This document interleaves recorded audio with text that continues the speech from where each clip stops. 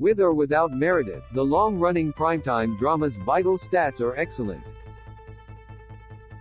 If we're being honest, we went into season 19 of Grey's Anatomy with pretty low expectations. Sadly, the last couple of years were so lackluster that when ABC began talking about the possibility of the primetime sudser coming to an end, we sort of shrugged and thought, well, it had a good run. But a funny thing happened between last season's finale and this season's premiere. The show went and remembered all the things we'd once loved about it and put them front and center.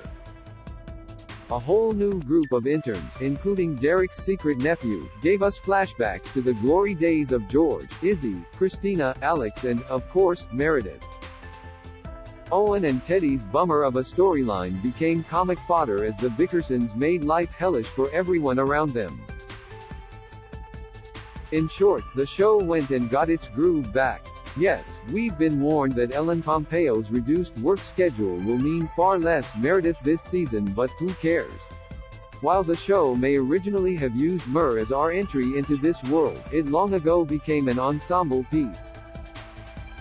Heck, even were the woman who puts the Grey in Grey's Anatomy to leave entirely, the title would still make sense given that what was once Seattle Grace, and, for a blessedly brief period, Seattle Grace Mercy West, is now known as Grey Sloan Memorial.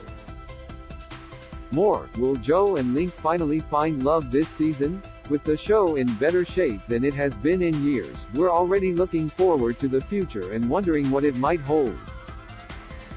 Thankfully, we've gotten major clues that have us excited about the days, weeks and yes, even years to come. 3 weeks into season 19, and we're already anticipating season 20.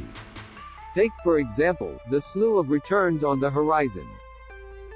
Showrunner Krista Vernoff recently told our sister site TV Line what we can expect when Kate Walsh's Addison shows up in the episode airing on October 19. We're telling a really powerful story about Addison and Bailey joining forces that is in turns funny and gut-wrenching, she previewed, adding that we would finally learn a bit more about the status of Addison's personal life. Not far behind Addison will come Jesse Williams's Jackson. Given that the character was last seen smooching former wife April in the Grey Sloan elevator, we're definitely overdue for an update on Japril. And although Sarah Drew won't appear with her on-screen partner in the November 3rd episode, TV Line also reported that when Jackson chats with Meredith, we'll definitely find out where he and April stand. Aside from the confirmed returns, we can't help but wonder, hope if others might be in the cards, or perhaps more crossovers with unofficial spin-off Station 19. It's not hard to imagine lovelorn firefighter Travis, who's running for mayor and being encouraged to find a suitable mate, falling for newly appointed chief resident Schmidt.